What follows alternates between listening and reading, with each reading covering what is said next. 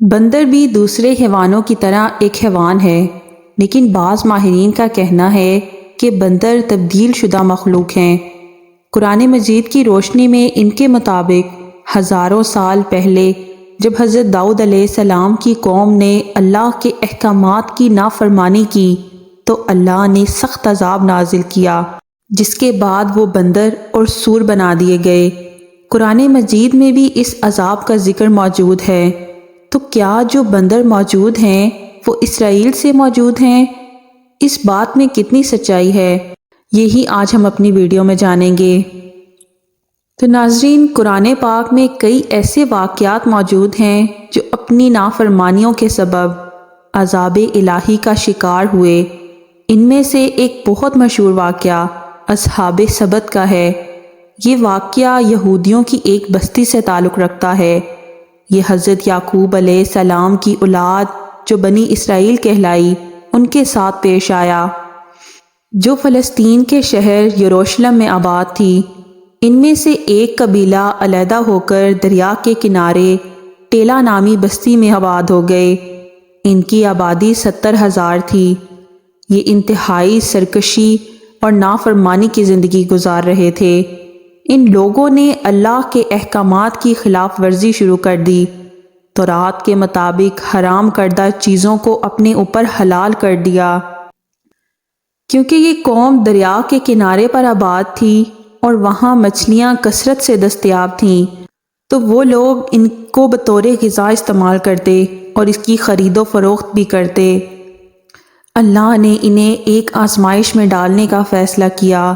حضرت داؤد علیہ السلام کے ذریعے اس قوم کو یہ حکم ملا کہ وہ ہفتے کے دن مچھلیوں کا شکار نہیں کریں گے، البتہ باقی دنوں میں ان کو اجازت تھی۔ ان لوگوں نے اتوار سے جمعہ تک مچھلیوں کا شکار کیا اور ہفتے کے دن اجتناب کرنے کی کوشش کی، لیکن جب وہ ہفتے والے دن دریا کے قریب آئے تو مچھلیوں کی بے انتہا تعداد دریا کے کنارے پائی۔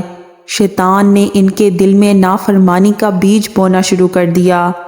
شیطان نے ان کے دل میں یہ خیال ڈال دیا کہ انہیں ہفتے والے دن جال بچھا دینا چاہیے اور اتوار والے دن ان مچھلیوں کو پکڑ لینا چاہیے۔ کچھ لوگوں نے جال بچھائے اور کچھ لوگوں نے دریا کے کنارے حوض بنا دیے۔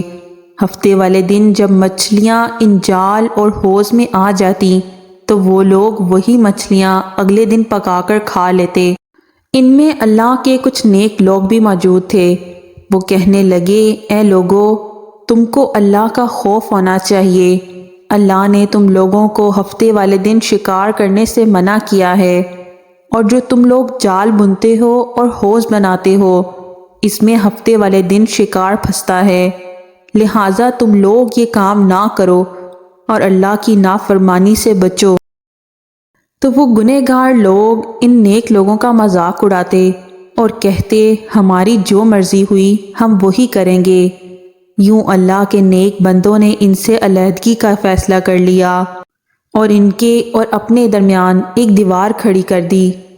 وہ نافرمان لوگ جن کی تعداد تقریباً 12,000 تھی اس عمل سے باز نہ آئے۔ جب یہ بستی 2 حصوں میں تقسیم ہو گئی، جن میں ایک فرما بردار اور ایک نافرمان گروہ تھا، ایک دن جیسے ہی صبح ہوئی تو فرما بردار لوگوں نے محسوس کیا کہ دیوار کے اس پار سے کسی بھی انسان کی آواز نہیں آ رہی، تو انہوں نے دیوار پر چڑھ کر دیکھا کہ تمام انسان بندر بن چکے تھے اور ویسے ہی حرکات کر رہے تھے۔ ان لوگوں نے ان بندروں کے کپڑوں سے اپنے رشتہ داروں کو پہچانا۔ وہ لوگ 3 دن زندہ رہے اور پھر تمام کے تمام مر گئے۔ اور رہی بات کہ یہ بندر وہی ہیں جن پر عذاب نازل ہوا تھا، تو یہ غلط نظریہ ہے، کیونکہ بندر پہلے بھی اس دنیا میں موجود تھے، جبکہ یہ لوگ بس 3 دن زندہ رہے اور روتے روتے مر گئے۔ یعنی جب کوئی قوم اللہ کے عذاب کا شکار ہو جاتی ہے تو وہ آنے والی اقوام کے لیے نشان عبرت بن جاتی ہے۔ اللہ تعالی ہمیں نیک عمل کرنے کی توفیق عطا فرمائے اور اپنی نافرمانی سے بچائے رکھے، آمین۔